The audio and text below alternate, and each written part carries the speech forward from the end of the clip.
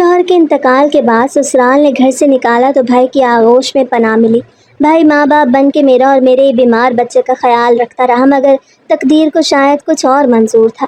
بھائی کی نوکری دوسرے شہر لگ گئی اور میری بھابھی کا رویہ مجھ سے بدل گیا۔ بھابھی نے مجھے اور میرے بخار میں تپتے بچے کو رات کے وقت گھر سے نکال دیا۔ میں نے التجا کی، بھابھی بچہ بہت بیمار ہے، پلیز ایک رات، صرف ایک رات، مگر اس نے پلٹ کے بھی نہ دیکھا۔ بچہ تیز بخار میں میرے سینے سے لگا تھا، تبھی کسی نے میرے کندھے پہ ہاتھ رکھا، پلٹ کے دیکھا تو ہوش اڑ گئے۔ بارش اپنے جوبن پہ تھی، ایسی بارش بہت سالوں بعد ہوئی تھی۔ میں اپنے بچے کو لے کے مختلف گلیوں میں بھاگ رہی تھی۔ ایک تو پانی بھی گھٹنوں تک آ رہا تھا، اوپر سے بارش کا زور کئی گھنٹوں سے نہیں ٹوٹا تھا۔ تقریباً آدھی رات کا وقت تھا، مجھے ڈر بھی محسوس ہو رہا تھا۔ بڑی مشکل سے جیسے تیسے کر کے میں مین روڈ پہ نکل آئی۔ وہاں پہ بارش کا پانی بہت کم تھا، سو ایک محفوظ جگہ دیکھ کے میں اس کے نیچے بیٹھ گئی۔ وہاں بیٹھتے ہی میں نے اپنے بچے کو دیکھا تو وہ بے ہوش ہو چکا تھا۔ میں نے اس کے چہرے پہ دھیرے دھیرے ہاتھ مارنا شروع کیا تاکہ اسے ہوش میں لانے کی کوشش کروں۔ چونکہ وہ پہلے ہی بیمار تھا تو اب گہری بے ہوشی کے عالم میں تھا۔ میں نے بے بسی سے سر اوپر کر کے آسمان کی جانب دیکھا۔ مجھے یقین تھا کہ اگر کچھ دیر تک میرے بچے کو مدد نہ پہنچی تو وہ مر بھی سکتا ہے۔ اس کے علاوہ میرا کوئی بھی نہیں تھا۔ پتہ نہیں کتنی دیر میں یوں ہی بے بسی کے عالم میں بیٹھی رہی، جب مجھے سامنے سے ایک رکشہ آتا دکھائی دیا۔ میں فوراً سے جا کے سڑک کے درمیان میں کھڑی ہو گئی تاکہ اس رکشے والے آدمی سے کچھ مدد لے سکوں، لیکن میرے روکنے سے پہلے ہی میرے عین سامنے آ کے وہ رکشہ رک گیا۔ آئیں اندر بیٹھیں، میرے کچھ کہنے پوچھنے سے پہلے ہی وہ آدمی سنجیدگی سے بولا تو میں نے بھی ایک لمحے کی تاخیر کیے بغیر رکشے میں بیٹھنے کی جلدی کی۔ وہ رکشہ چل پڑا، پھر بھی میں مسلسل اپنے بچے پہ نگاہ رکھے ہوئے تھی، بار بار اس کا سانس چیک کر رہی تھی۔ پریشان نہ ہو، اسے بھی ڈاکٹر کے پاس لے جاتے ہیں۔ میں نے حیرت سے آدمی کو دیکھا کہ اسے کیسے پتہ چلا مجھے اپنے بچے کو ڈاکٹر کے پاس لے کے جانا ہے، حالانکہ نہ اس نے مجھ سے کچھ پوچھا نہ ہی میں نے اسے بتایا۔ میں بہت زیادہ حیران تھی، لیکن اس وقت حیران ہونے سے زیادہ اپنے بچے کے لیے فکر مند ہونا میرے لیے زیادہ اہم تھا۔ کچھ ہی دیر میں ہم ایک چھوٹے سے کلینک پہ پہنچ گئے۔ ڈاکٹر نے میرے بچے کو دیکھتے ہی ایک ٹیکا لگایا، پھر ہیٹر آن کر کے جواد کے پاس رکھ دیا۔ تقریباً آدھے گھنٹے کے اندر اندر سے ہوش آ چکا تھا۔ میں ڈاکٹر کی بہت زیادہ شکر گزار ہوئی تو وہ نرمی سے بولا، دیکھیں بیوی، اس بچے کو بچانے میں ہمارا کوئی عمل دخل نہیں، جو کیا ہے اللہ نے ہی کیا ہے۔ اگر اس بچے کی زندگی مزید نہ لکھی ہوتی تو کبھی بھی یہ یہاں پہ نہ آتا، سو میری شکر گزار ہونے کے بجائے اپنے رب کا شکر ادا کریں۔ وہ ڈاکٹر بہت ہی رحم دل تھا، اس نے مجھ سے 1 روپیہ نہیں لیا، ویسے بھی لینے کے لیے میرے پاس کچھ نہیں تھا۔ علاج کرانے کے بعد وہی رکشے والا آدمی نرمی سے بولا، چلے آئیں۔ کہاں پر؟ میں نے حیران ہو کے پوچھا، لیکن نہ وہ میری جانب مڑا نہ ہی اس نے میری کسی بات کا جواب دیا، بس خاموشی سے جا کے رکشے میں بیٹھ گیا اور میرا انتظار کرنے لگا۔ میں بھی الجھی سلجھی جا کے رکشے میں اس کے پیچھے بیٹھ گئی۔ مجھے نہیں معلوم تھا کہ کہاں جا رہے ہیں یا وہ آدمی کون ہے۔ میں نے تو اسے اپنی زندگی میں دیکھا بھی پہلی مرتبہ تھا۔ رکشے میں ایک مرتبہ پھر سے خاموشی کی چادر اوڑھ دی گئی۔ تقریباً 10 منٹ ہوئے تھے جب مجھے شدید بھوک لگنے لگی۔ میں نے صبح کا صرف ناشتہ ہی کیا تھا اور اب فجر کا وقت ہو رہا تھا۔ تقریباً میرے کچھ کہنے یا کرنے سے پہلے ہی وہ رکشہ ایک ڈھابے پہ جا رکا۔ وہ جگہ شہر کی حدود سے باہر تھی، تبھی وہاں پہ بارش کے امکانات بھی بہت کم دکھائی دے رہے تھے۔ آئیں کچھ کھا پی لیں۔ میں سوچ بھی نہیں سکتی تھی کہ وہ آدمی میرا دماغ اتنی جلدی پڑھ لے گا اور مجھے کسی کھانے والی جگہ پہ لے آئے گا۔ یہ سب کچھ مجھے خواب کی مانند لگ رہا تھا، جہاں پہ جو آپ کو چاہیے ہوتا ہے وہ پہلے ہی ہو جاتا ہے۔ میں نے جواد کو اچھی طرح سے گود میں لیا اور خاموشی سے آ کے ڈھابے کے کونے میں بیٹھ گئی۔ ڈھابے کے مالک نے میرے سامنے گرم گرم چائے کا کپ اور رس رکھے۔ وہ رکشہ ڈرائیور خود ڈھابے کے باہر بیٹھ کے چائے پینے لگا۔ چائے پیتے پیتے لاشعوری طور پہ میں نے اپنے بائیں ہاتھ پہ ہلکی سی چٹکی کاٹی تاکہ اندازہ کر سکوں آیا میں کسی خواب میں تو نہیں، یا یہ سب میرے ساتھ واقعی میں حقیقی طور پہ ہو رہا ہے، کیونکہ یہ تجربہ میرے لیے پہلا اور بے حد مختلف تھا۔ یہاں کچھ کہنے سے پہلے ہی سامنے والا انسان آپ کی بات سمجھ جائے، صرف اتنا ہی نہیں بلکہ وہ شے بھی آپ کے سامنے لے آئے۔ کھانے کے بعد میں نے آدھی چائے خود بھی اور 2-3 گھونٹ جواد کو بھی پلا دیے۔ تقریباً ستمبر اکتوبر کا مہینہ چل رہا تھا۔ اس دوران بہت گرمی نہیں ہوتی تو بہت زیادہ ٹھنڈ بھی نہیں ہوتی، لیکن اب چونکہ بارش ہوئی تھی تو بارش کی وجہ سے ماحول میں کافی خنکی چھا چکی تھی۔ چائے پینے کے بعد اس آدمی نے ہمارا بل دیا اور میرے پاس آ کے بولا، یہاں سے آگے ہم پیدل جائیں گے۔ لیکن کہاں پہ؟ میں نے چونک کے پوچھا، کیونکہ وہ آدمی مجھے ٹھیک نہیں لگ رہا تھا۔ یوں لگ رہا تھا میرے سامنے کوئی انسان نہیں بلکہ جن کھڑا ہو۔ اٹھے بچے کو لے کے۔ لیکن میں تمہیں نہیں جانتی، ہو کون تم؟ میں وہی ہوں جس نے آدھی رات کو آپ کی مدد کی۔ اب زیادہ سوال مت کریں اور میرے ساتھ چلیں۔ اس آدمی کے چہرے پہ ایک تاثر نہیں تھا، دیکھنے میں وہ بہت زیادہ سنجیدہ لگ رہا تھا۔ تم ہو کون؟ پہلے مجھے یہ بتاؤ۔ میں اپنی جگہ پہ بیٹھ گئی اور نہ ہلنے کی قسم کھا لی، کیونکہ مجھے اب اس آدمی سے واقعی میں خوف محسوس ہو رہا تھا، اور میں کسی انجان آدمی کے ساتھ اپنے بچے کو لے کے نہیں جا سکتی تھی، جبکہ نہ جانے کتنی دیر میں اس کے ساتھ ہی بھی رہی تھی۔ لیکن تب میرا بچہ بیماری کی حالت میں تھا اور اس کے علاوہ مجھے دوسری کوئی بات نہیں سوچ رہی تھی۔ اب جب اچانک سے وہ ٹھیک ہوا تو مجھے ارد گرد کی باقی فکریں بھی لاحق ہونے لگیں۔ جہاں لے کے جا رہا ہوں وہاں جا کے آپ کو یہ بات خود بخود معلوم ہو جائے گی۔ چلے آئے میرے ساتھ۔ یہ بہت حیران ہو رہی تھی۔ چاروں ناچار مجھے اس کے ساتھ جانا پڑا، کیونکہ میرے دماغ میں یہ بات بھی گھوم رہی تھی کہ اگر یہ نہ ہوتا تو میرا کیا بنتا۔ جب اتنی دیر تک اس آدمی نے میرے ساتھ کوئی برائی نہیں کی، میری ہر طرح کی مدد کی، تو ہو سکتا ہے کہ آگے بھی یہ میری کوئی نہ کوئی مدد ضرور کر دے۔ ایک مرتبہ مجھے اس پہ اعتبار کر کے دیکھ لینا چاہیے۔ میں اس کی پیدل چلنے لگی۔ دماغ میں بہت زیادہ سوال مچل رہے تھے، لیکن ابھی ان سوالات کے جوابات نہ میرے پاس تھے نہ ہی اس آدمی کے پاس۔ تقریباً آدھا گھنٹہ چلنے کے بعد ہم ایک سنسان سے علاقے میں پہنچ گئے۔ وہاں پہ ایک دربار تھا۔ اس دربار کو دیکھ کے مجھے بالکل بھی حیرت نہ ہوئی، کیونکہ سنسان علاقے میں دربار کے علاوہ اور کسی شے کا تصور بھی نہیں کیا جا سکتا۔ اندر آ جائیں۔ کچھ اندر آنے کا بول کے وہ خود دربار کے اندر داخل ہو گیا، جبکہ میں باہر کھڑی شش و پنج کا شکار ہو رہی تھی۔ آیا کیا مجھے اندر جانا بھی چاہیے یا نہیں؟ لیکن پھر بھی اس پہ اعتبار کر کے میں دربار کے اندر داخل ہو گئی تو دیکھا وہاں پہ ایک باریش داڑھی والے بزرگ بیٹھے ہیں جو قرآن پڑھ رہے ہیں۔ آؤ بیٹی اندر آؤ۔ انہوں نے مجھے اپنے پاس بٹھا لیا۔ ایک دم سے میرے دل کی دھڑکن بہت زیادہ تیز ہو چکی تھی۔ بار بار یہی احساس ہو رہا تھا کہ میں نے کچھ غلط کر دیا ہے، مجھے یہاں پہ نہیں آنا چاہیے تھا، یہ لوگ میرے مطابق نہیں۔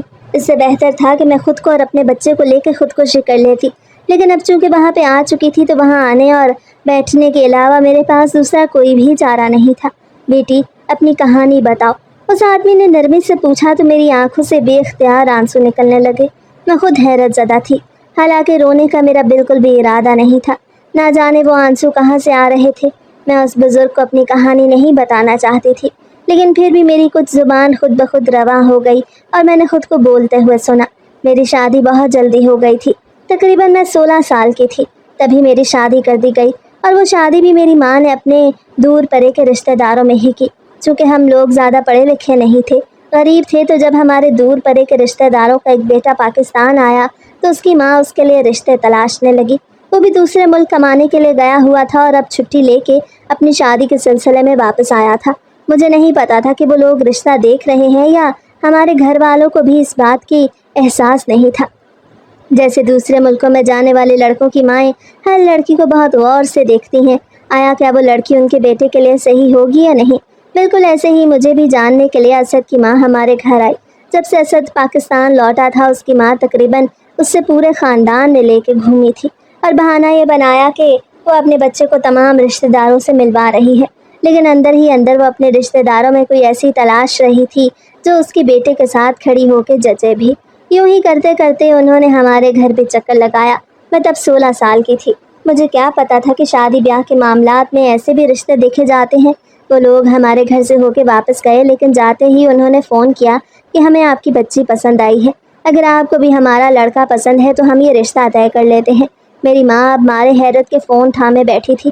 وہ سوچ بھی نہیں سکتی تھی کہ دوسرے ملک میں کمانے والے لڑکے کا رشتہ ان کی نورین کے لیے بھی آ سکتا ہے۔ مجھے اچھی طرح سے یاد تھا، ماں کے ہاتھ میں فون تھاما ہوا تھا اور وہ ابا کو دھیرے دھیرے کچھ بتا رہی تھی۔ جب بھی میں ان کے پاس آئی تو ماں نے مجھے کمرے میں بھیج دیا اور کہا جا کے چارپائیوں کی چادریں تبدیل کر دو۔ یعنی صرف ایک بہانہ تھا مجھے منظر سے ہٹانے کے لیے، تاکہ وہ کھل کے اپنے شوہر سے میرے رشتے کے متعلق بات کر سکے۔ میں کمرے میں تو چلی گئی، لیکن میرے کان باہر ماں باپ کی گفتگو کے درمیان ہی اٹکے ہوئے تھے، کیونکہ اماں کے مجھے کمرے میں بھیجنے کے انداز سے ہی میں سمجھ چکی تھی کہ وہ کوئی ضروری بات کرنا چاہ رہی ہے۔ تبھی میرا پورا دھیان باہر ہی لگا ہوا تھا۔ وہیں پہ کھڑے کھڑے مجھے علم ہو گیا کہ میرا رشتہ آیا ہے، اور رشتہ بھی کسی ایرے غیرے کا نہیں بلکہ اسی کینیڈا پلٹ لڑکے کا جو چند روز پہلے ہمارے گھر آیا تھا۔ یہ بات سن کے میرا دل ایک دم سے دھڑکنے لگا۔ یوں محسوس ہوا جیسے دل ابھی سینہ چیر کے باہر نکل آئے گا۔ میں فوراً سے باورچی خانے میں گئی اور بھر کے ایک گلاس پانی کا پیا، لیکن میں نے کسی کے سامنے بھی یہ ظاہر نہیں کیا کہ مجھے رشتے والی بات کا علم ہو چکا ہے۔ ایک مرتبہ خاموش رہ کے سارا کچھ دیکھنا چاہتی تھی، اور پھر وہی ہوا جس کی میں نے تہجد میں دعائیں مانگی تھی۔ میرا خود کا دل چاہ رہا تھا کہ اسد کے ساتھ میری شادی ہو جائے۔ وہ دیکھنے میں بھی بہت خوبصورت تھا، اوپر سے امیر بھی تھا، پر ایسا ہی ہوا۔ تقریباً ایک ہفتے کے قلیل سے انتظار کے بعد میرے ماں اور ابا نے ہاں کر دی۔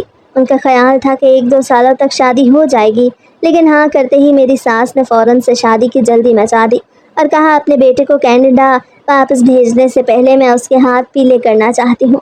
بغیر کسی منگنی اور لمبے چوڑے پلانس کے ہی ایک شام خاموشی سے میرا نکاح اسد کے ساتھ ہو گیا۔ میرے والدین اتنے امیر نہیں تھے جو شادی بیاہ پہ بہت زیادہ خرچے کرتے۔ ساس نے بھی ہم پہ زیادہ دباؤ نہیں ڈالا اور خاموشی سے نکاح کرنے کے بعد اگلے دن ولیمہ کر دیا۔ میں بہت خوش تھی کیونکہ اپنی سہیلیوں میں بیاہی جانے والی میں پہلی لڑکی تھی، اور میں ابھی تک اسی بات کے سرور میں تھی جب میرا شوہر 3 ماہ بعد ہی مجھے پاکستان چھوڑ کے دوسرے ملک چلا گیا۔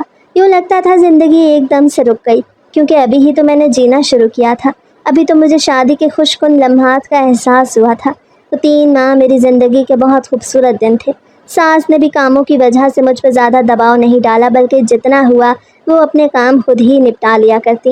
میں ان دنوں فل مزے میں تھی، ہر جگہ نئی دلہن کے چرچے ہو رہے تھے۔ صبح اٹھتی، میک اپ کرتی، نیا جوڑا پہنتی اور پورا دن دلہنوں کی طرح بیٹھی رہتی۔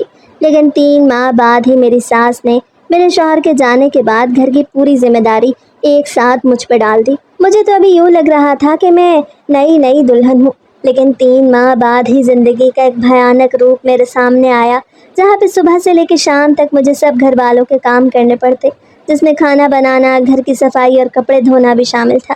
1 مہینے کے اندر ہی میری بہت بری حالت ہو گئی، لیکن وہاں پہ کسی کو بھی میری پرواہ نہیں تھی۔ وہی ساس جو 3 ماہ پہلے میرے ساتھ بہت اچھی تھی، اب وہی ایک دم سے بدل گئی۔ محلے کی کوئی عورت آ جاتی تو وہ اس کے سامنے میری بدخوئیاں کرنے لگتی، کہ اگر مجھے 2 منٹ آرام کرتے ہوئے دیکھ لیتی تو تانے دینا شروع ہو جاتی کہ تمہارا شوہر باہر سے کما کے بھیجتا ہے، وہ محنت کرتا ہے اور تم یہاں پہ پورا دن بستر توڑتی رہتی ہو۔ زندگی بہت زیادہ عجیب ہو چکی تھی۔ 6 ماہ بعد میرا شوہر پاکستان واپس آیا۔ دوبارہ پھر سے میری زندگی ایک دم خوبصورت ہو گئی، کیونکہ میرے شوہر کی موجودگی میں مجھے کوئی بھی روکتا ٹوکتا نہیں تھا۔ ہر وہ کام کرنے دیا جاتا جو میں چاہتی، اور اگر میں نہیں کرنا چاہتی تو کوئی مجھے کچھ بھی نہیں کہتا تھا۔ یوں ہی کرتے کرتے میری شادی کو 5 سال ہو گئے، لیکن ابھی تک میری اولاد نہیں ہوئی تھی۔ زندگی کی مزید مشکلات کے ساتھ ایک اولاد کی کمی بھی محسوس ہونے لگی۔ ہر دم مجھے اولاد نہ ہونے کے طعنے دیے جاتے۔ میں ذہنی طور پہ بہت زیادہ بیمار ہو چکی تھی۔ کوئی کام کرنے لگتی تو گھنٹوں ایک ہی کام کو کرتی رہتی۔ میرے پاس وہاں پہ بات کرنے کے لیے بھی کوئی موجود نہیں تھا، نہ شوہر تھا، نہ ہی نندیں اور ساس۔ سب کو صرف اور صرف اپنے کام چاہیے تھے۔ 5 سال اولاد نہ ہونے کے طعنے میں نے بہت زیادہ برداشت کیے۔ ایک روز میری ساس نے مجھے گھر سے نکال دیا، کیونکہ میرے شوہر کو کینیڈا واپس گئے 4 ماہ ہو چکے تھے، اور ان 4 ماہ کے دوران کوئی خوشخبری نہیں ملی، تو مجبور ہو کے میری ساس نے مجھے گھر سے باہر نکال دیا۔ میں پوری رات اپنے گھر کے باہر کھڑی روتی رہی، لیکن کسی ایک انسان نے بھی آگے بڑھ کے نہ میری مدد کی، نہ ہی یہ پوچھا کہ تم یہاں پہ اس وقت کیا کر رہی ہو۔ میرے پاس نہ فون تھا، نہ ہی کوئی اور ذریعہ جس سے میں اپنے شوہر کو بتا سکتی اس کی غیر موجودگی میں مجھ پہ کیا بیتتی ہے۔ حالانکہ اولاد نہ ہونے کا میرے شوہر نے کبھی مجھے طعنہ نہیں دیا تھا، مگر میرے سسرالی رشتہ دار مجھے جینے نہیں دے رہے تھے۔ انہیں بس راتوں رات بیٹا چاہیے تھا، جو کہ میرے اختیار میں نہیں تھا۔ یہ وہ وقت تھا جب مجھے اپنی ماں کی بہت زیادہ یاد آئی۔ جب میں پیدا ہوئی تو میرے پیدا ہوتے وقت ہی میری ماں کا انتقال ہو گیا۔ مجھے سنبھالا، پالا پوسا سب میرے باپ اور بھائی نے ہی کیا تھا۔ پوری رات میں اپنے گھر کے باہر دیوار کے ساتھ بیٹھی روتی رہی۔ تقریباً فجر کا وقت تھا جب ایک بوڑھا سا آدمی میرے پاس آیا۔ دیکھنے میں وہ ملنگ اور فقیر دونوں ہی لگ رہا تھا۔ اس کے بال بھی تھے اور بدن پہ صرف ایک شلوار موجود تھی، باقی پورا جسم مٹی میں بری طرح سے اٹا ہوا تھا۔ وہ عین میرے قریب آ کے کھڑا ہو گیا۔ اسے دیکھ کے ایک لمحے کے لیے میں ڈر گئی اور اپنے آپ میں سمٹ کے مزید دیوار کی جانب جانے لگی۔ وہ ملنگ عین میرے سامنے بیٹھ گیا اور بولا، سحری کرنی ہے۔ میں نے حیرت سے اس فقیر کو دیکھا جو بڑے روب سے مجھے بتا رہا تھا کہ اسے سحری کرنی ہے۔ اگر اس وقت میں اپنے گھر میں موجود ہوتی تو یقیناً اس کی کوئی نہ کوئی مدد کر دیتی، لیکن اس وقت میرے پاس کچھ بھی نہیں تھا جس سے میں اسے سحری کراتی۔ چونکہ تب رمضان بھی نہیں تھا تو میں نے ہاتھ جھٹک کے کہا میرے پاس کچھ نہیں ہے، تو اللہ کے بندے کو انکار کر رہی ہے اور یہ چاہتی ہے کہ اللہ تجھے انکار نہ کرے، ایسا تو کہیں نہیں لکھا۔ یہ کہہ کے وہ غصے سے اٹھ کھڑا ہوا اور جانے کے لیے مڑا، لیکن یہ جملہ سن کے میرے دل پہ یوں لگا جیسے جس نے مکہ دے مارا ہو۔ میں نے ارد گرد دیکھا کیونکہ اس وقت میں اپنے گھر سے باہر تھی اور میرے پاس کھانے پینے کا کوئی بھی سامان موجود نہیں تھا، بلکہ میں تو خود گھر سے بے گھر ہوئی بیٹھی تھی۔ لیکن مجھے اس فقیر کی بات سے بہت ڈر لگا۔ تبھی مجھے خیال آیا کہ میرے دوپٹے کے پلے میں کچھ پیسے بندھے ہوئے ہیں۔ میں نے فوراً سے گرا کھول کے پیسے مٹھی میں دبائے اور جا کر اس فقیر کی ہتھیلی پہ رکھ دیے۔ وہ کبھی ان پیسوں کو دیکھتا کبھی مجھے۔ میں نے بے بسی سے اپنے آنسو صاف کرتے ہوئے کہا میرے پاس ان کے علاوہ کچھ بھی نہیں، میں خود مجبور ہوں، خدا کا نام ہے مجھے دعا نہیں دے سکتے تو میرے حق میں بد دعا بھی مت کرو، کیونکہ مجھ سے زیادہ بد دعاؤں کا مارا اور کوئی نہیں۔ یہ کہہ کے میں واپس اپنی پرانی جگہ پہ آ کے بیٹھ گئی۔ کچھ فقیر نے مڑ کے مجھے نہیں دیکھا اور وہاں سے چلا گیا۔ میں خاموشی سے بیٹھی رہی اور دل میں پکا تہیہ کر لیا کہ صبح ہوتے ہی یا تو کہیں پہ چلی جاؤں گی یا پھر اپنی جان دے دوں گی، کیونکہ اس گھر میں مزید رہنا میرے لیے اب محال ہو چکا تھا۔ تقریباً 15 منٹ گزرے جب وہ فقیر مجھے دوبارہ اپنی جانب آتا ہوا دکھائی دیا۔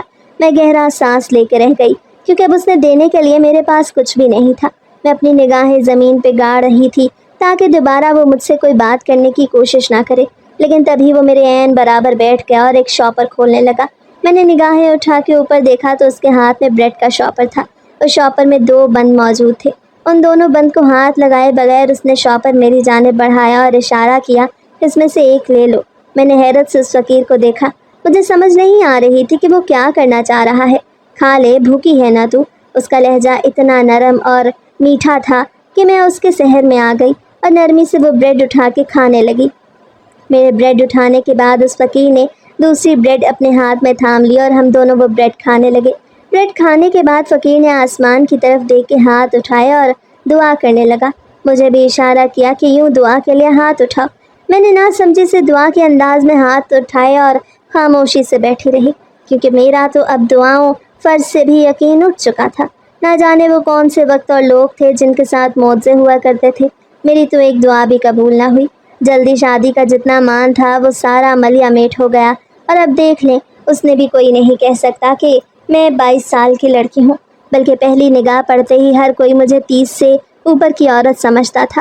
دعا مانگنے کے بعد فقیر نے نرمی سے اپنے چہرے پہ دونوں ہاتھ پھیرے اور میرے سر پہ ہاتھ رکھ کے بولا چپ کر کے کل گھر واپس چلی جانا، کہیں پہ مت بھاگنا۔ میں منہ کھولے حیرت سے اسے دیکھ رہی تھی۔ اس سے پہلے میں کچھ کہتی یا پوچھتی وہ وہاں سے جا چکا تھا۔ میں نے بھاگ کے ایک ارد گرد کی گلیوں میں اسے تلاشنے کی کوشش کی، لیکن وہ وہاں موجود نہیں تھا۔ دور دور تک سوائے سنسان گلیوں کے مجھے اور کچھ دکھائی نہیں دے رہا تھا۔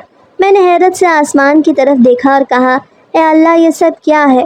کیا مجھے واقعی اس آدمی کی بات مان کے گھر واپس جانا چاہیے یا یہیں کہیں پہ جا کے اپنی جان دے دوں؟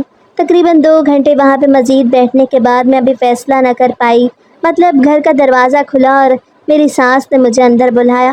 میرا دل تو نہیں چاہ رہا تھا کہ گھر کے اندر دوبارہ واپس جاؤں جہاں سے مجھے نکالا گیا، اور پوری رات گھر کے باہر میں رکی رہی، لیکن پھر نہ جانے کیوں اس فقیر کی بات مان کے میں گھر کے اندر چلی گئی۔ حیرت انگیز طور پہ میری ساس کا رویہ میرے ساتھ بہت اچھا تھا۔ یوں لگ رہا تھا کہ وہ پچھلی ہر بات بھلا چکی ہے۔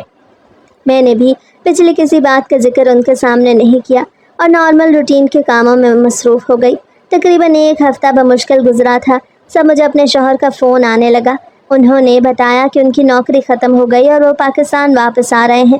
اصولاً تو مجھے اپنے شوہر کی نوکری ختم ہونے پہ دکھ ہونا چاہیے تھا، لیکن ایسا کچھ بھی نہ ہوا، جبکہ میرا دل بہت زیادہ خوش تھا۔ کم سے کم میں اپنے شوہر کے ساتھ کچھ وقت تو بتا سکوں گی۔ ٹھیک 1 ہفتے بعد میرے شوہر واپس آ گئے۔ پتہ نہیں اس فقیر کی دعا تھی یا کیا، ان کے واپس آتے ہی میں بھی حاملہ ہو گئی۔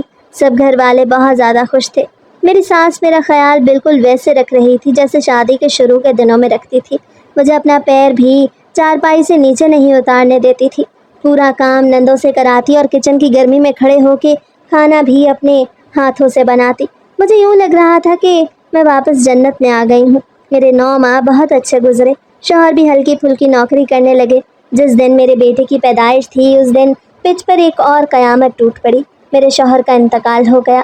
اپنے بچے کو دیکھنے کے لیے دفتر سے جلدی چھٹی لے کے آ رہے تھے، لیکن ایک روڈ حادثے میں ان کی جان چلی گئی۔ مجھے یہ خبر نہیں دی کیونکہ میری حالت خراب تھی۔ چونکہ میرا بچہ آپریشن سے ہوا تھا تو میں بے ہوشی کے عالم میں تھی۔ اب ہوش میں آ کے گھر واپس آئی تو میرے شوہر کو دفنا بھی دیا گیا۔ یہ قیامت مجھ پہ بہت بھاری گزری۔ کتنی بد نصیب تھی مگر اپنے شوہر کا آخری دیدار بھی نہیں کر پائی۔ ہر کوئی مجھے سنبھال رہا تھا سوائے میری ساس کے۔ میرے گھر آتے ہی دوسرے دن میری ساس نے میرا سامان بیگ میں باندھا اور کہا بس جتنا تم نے رہنا تھا رہ لیا، اب یہ گھر چھوڑ کے چلی جاؤ، تم ہی ہو منحوس، پہلے اولاد نہیں ہوئی اور اب جب اولاد ہوئی تو تم میرا بیٹا کھا گئی، میں تمہیں اور تمہاری اولاد کو نہیں پال سکتی، چلی جاؤ میرے گھر سے۔ میری حیرت کی انتہا نہ رہی۔ مجھے یقین نہیں آ رہا تھا کہ پے در پہ قیامت ایک ساتھ ٹوٹ سکتی ہیں، لیکن ایسا ہو چکا تھا میرے ساتھ۔ میں اب اپنے گھر واپس آ گئی جہاں میرا باپ نہیں تھا، صرف بھائی اور بھابھی تھی اور انہی دونوں کے رحم و کرم پہ اب میں تھی۔ چونکہ گھر کے افراد بڑھ چکے تھے تو خرچے بھی ایک دم سے بڑھ گئے۔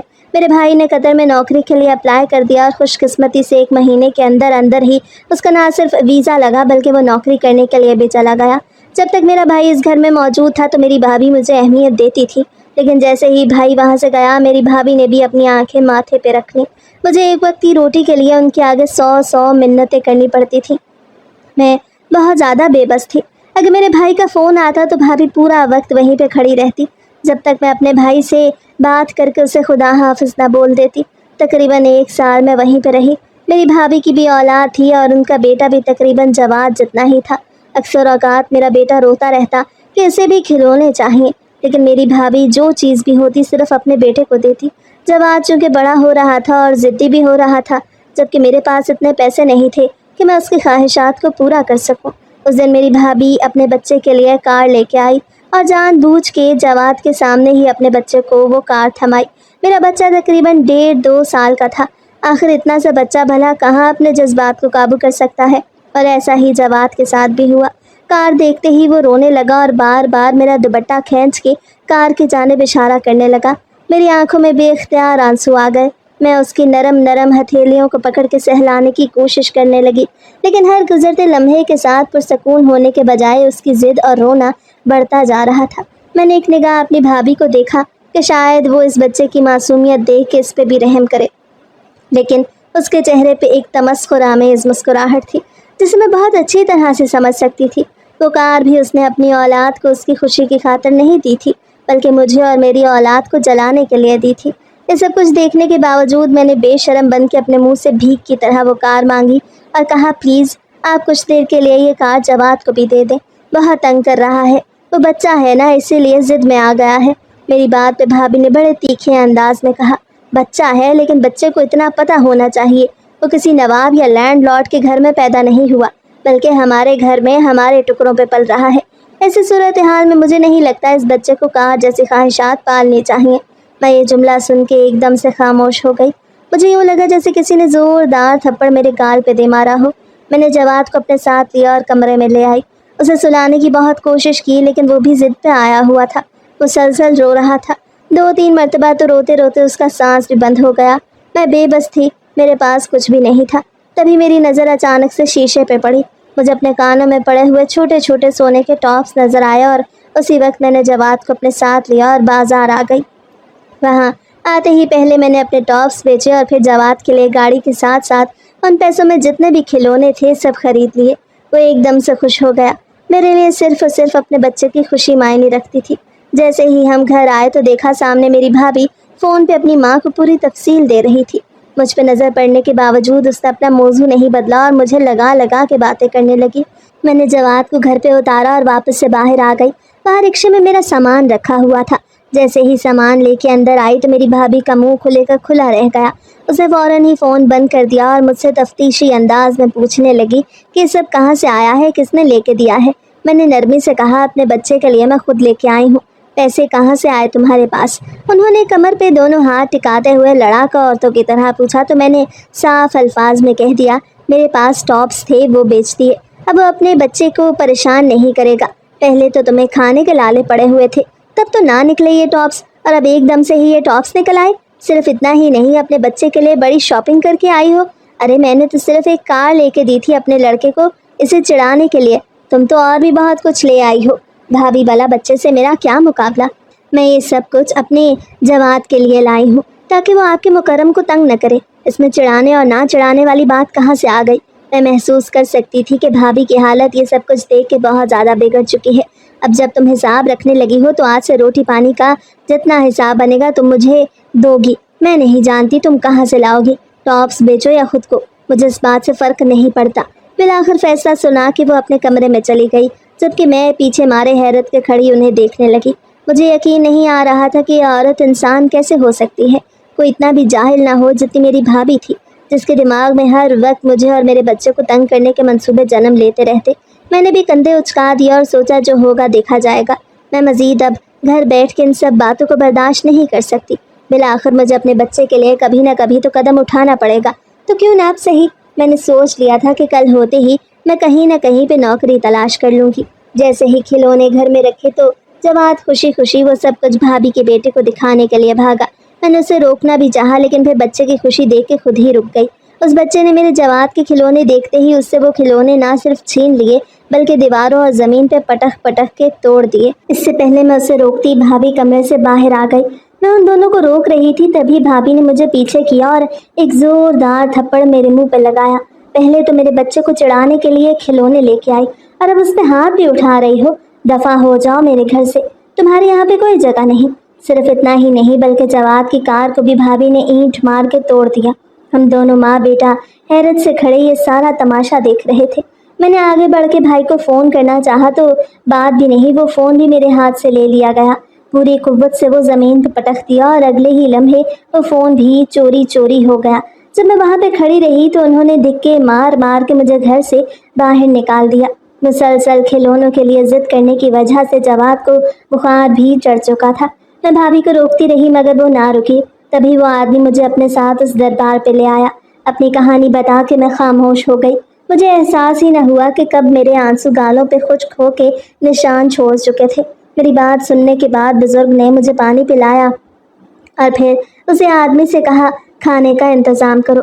وہ سر ہلا کے وہاں سے باہر چلا گیا۔ اس سے پہلے میں بزرگ سے کچھ کہتی انہوں نے مجھے اپنے ساتھ آنے کا اشارہ کیا۔ میں اور جواد خاموشی سے ان کے ساتھ دربار سے باہر نکل آئے۔ دربار کی دائیں جانب پہ چھوٹے چھوٹے 3-4 کمرے بنے تھے۔ ان میں سے ایک کمرے کی جانب اشارہ کر کے وہ نرمی سے بولے تم دونوں ماں بیٹا اسی کمرے میں رہو گے اور کھانا بھی تم لوگوں کو وہیں پہ پہنچ جائے گا۔ لیکن بابا جی، اس سے پہلے میں اپنا جملہ مکمل کرتی بزرگ نے ہاتھ اٹھا کے مجھے بولنے سے روک دیا اور کہا بیٹی پریشان مت ہو، تمہاری حفاظت ہمارے ذمہ ہے، جا کے کمرے میں آرام کرو، شام کو یا کل پرسوں اس موضوع پہ ہم تفصیل سے بات کریں گے، ابھی تمہارا آرام کرنا بے حد ضروری ہے۔ میں خاموش ہو گئی کیونکہ ان بزرگ کا روب ہی اس قدر تھا کہ ان کے روکنے کے بعد بھی کوئی بھی بات نہ کر پائی اور خاموش قدموں سے اس کمرے میں آ گئی۔ وہاں پہ 2 چارپائیاں بچھی ہوئی تھیں، ایک جانب مٹکے میں پانی رکھا تھا، ساتھ ہی وہاں پہ ایک جائے نماز بھی بچھا ہوا تھا۔ میں نے جواد کو چارپائی پہ لٹایا اور خود بھی اس کے ساتھ لیٹ گئی۔ پوری رات جاگنے اور بیٹھنے کے بعد میری کمر بری طرح سے تختہ ہو رہی تھی اور مجھے لیٹنے کی سچ مچ میں بہت زیادہ حاجت محسوس ہو رہی تھی۔ لیٹے لیٹے مجھے احساس ہی نہ ہوا کہ کب میں گہری نیند میں چلی گئی۔ جواد بھی دوائی لے کے سو رہا تھا۔ تقریباً 3 گھنٹوں بعد میری آنکھ کھلی تو دیکھا دوسری چارپائی پہ ہمارا کھانا ڈھانپ کے رکھا ہوا ہے اور کمرے کا دروازہ بند تھا۔ جواد بھی اٹھ چکا تھا اور بڑے مزے سے میرے بالوں کے ساتھ کھیل رہا تھا۔ چند لمحے لگے مجھے اس جگہ کو یاد کرنے میں۔ جب یاد آیا تو نرمی سے مسکرا کے اپنے رب کا شکر ادا کیا جس نے اتنے کٹھن حالات کے باوجود میرے لیے کوئی سبب پیدا کر دیا تھا۔ اب مجھے واقعی میں فرق نہیں پڑتا تھا کہ وہ لوگ کون ہیں اور میرے ساتھ کیا کرنا چاہتے ہیں۔ فی الحال ایک بات اچھی طرح سے میں محسوس کر پا رہی تھی اور وہ یہ تھی کہ یہاں پہ میں واقعی محفوظ ہوں۔ مجھے دوبارہ ان سب حالات سے نہیں گزرنا پڑے گا۔ دل سے اب تک میں گزرتی آئی ہوں۔ میں نے جواد پہ ایک نگاہ ڈالی تو مجھے بڑی حیرانی ہوئی کیونکہ یہاں آ کے جواد بہت زیادہ خوش تھا، نہ رویا نہ تنگ کیا بلکہ بہت سکون میں تھا۔ اب جب نیند بھی پوری ہو گئی، تحفظ کا احساس بھی گہرا ہو چکا تو بھوک ستانے لگی۔ میں نے ٹرے ہٹا کے دیکھا تو سامنے دال روٹی پڑی تھی۔ روٹی سالن ٹھنڈا ہو چکا تھا لیکن پھر بھی جیسے جیسے نوالے میں حلق سے نیچے اتار رہی تھی میرے جسم میں نئی طاقت بھرتی جا رہی تھی۔ کھانا کھانے کے بعد میں نے اسی مٹکے سے پانی پیا اور پھر وہیں پہ وضو کر کے شکرانے کے نوافل ادا کرنے لگی۔ اپنے تمام کاموں سے فارغ ہو کے میں کمرے سے باہر آئی تو دیکھا وہ بزرگ اور وہی رکشے والا آدمی باہر بیٹھے قرآن پڑھ رہے ہیں۔ یا اللہ، کیا جگہ ہے یہ اور کون لوگ ہیں؟ ان کا راز بھی کھول دے اور کیسے انہوں نے میری مدد کی۔ جب جب ان حالات کے متعلق سوچتی جن سے وہ رکشے والا مجھے نکال کے لایا تھا تو میری روح حیرانی کے ساتھ ساتھ شکر گزار بھی ہونے لگتی۔ میں اپنے کمرے میں ہی رک گئی۔ تبھی ان بزرگ کی نگاہ مجھ پہ پڑی اور نرمی سے شفیق مسکراہٹ کے ساتھ مجھے اپنے پاس بلایا۔ میں ان کے پاس گئی تو مجھے بیٹھنے کے لیے کرسی دی، پھر نرمی سے جواد کے سر پہ ہاتھ پھیر کے اسے پیار دینے کے بعد نام پوچھا تو میں نے بتا دیا۔ ارے اس بچے کا نام جواد نہیں موسیٰ ہونا چاہیے۔ میں الجھی تو تھی لیکن میں نے اس بات پہ زیادہ دھیان نہ دیا اور نرمی سے کہا دیکھ لیں، آپ کو جو بھی مناسب لگے وہی بلا لیں۔ پھر انہوں نے جواد کو ایک دعا پڑھ کے سنائی۔ میں جانتی تھی وہ 2 سال کا بچہ وہ دعا کبھی بھی یاد نہیں کر پائے گا، لیکن میں ان بزرگ کو نیچا نہیں دکھانا چاہتی تھی، اسی لیے خاموش رہی۔ دعا پڑھنے کے بعد وہ بزرگ نرمی سے بولے بیٹا اب تم پڑھ کے سناؤ مجھے یہ دعا۔ میں خاموش رہی لیکن میں جانتی تھی کہ جواد کبھی بھی وہ دعا نہیں پڑھ سکتا، پر میری حیرت کی انتہا نہ رہی جب اگلے ہی لمحے جواد نے وہ دعا نہ صرف پڑھی بلکہ بالکل درست اعراب کے ساتھ اس کی ادائیگی بھی کی۔ میرے چہرے پہ حیرت کے تاثرات دیکھ کے ان بزرگ نے رکشے والے آدمی کو اشارہ کیا تو وہ جواد کو وہاں سے لے گیا۔ پھر وہ نرمی سے مجھ سے مخاطب ہوئے، بیٹی میں جانتا ہوں تمہیں یہ سب کچھ بہت عجیب لگ رہا ہے، حقیقی نہیں محسوس ہو رہا، لیکن کیا میں تمہیں سچ بتاؤں یہی حقیقت ہے۔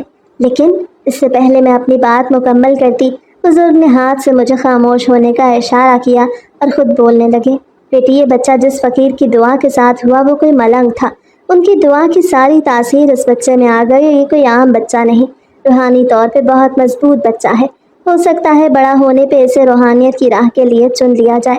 جو کچھ بھی ہوا تمہارے ساتھ وہ تمہیں یہاں تک لانے کے لیے ہوا، جس آدمی کو بھیجا تم دونوں کو یہاں لانے کے لیے بھیجا۔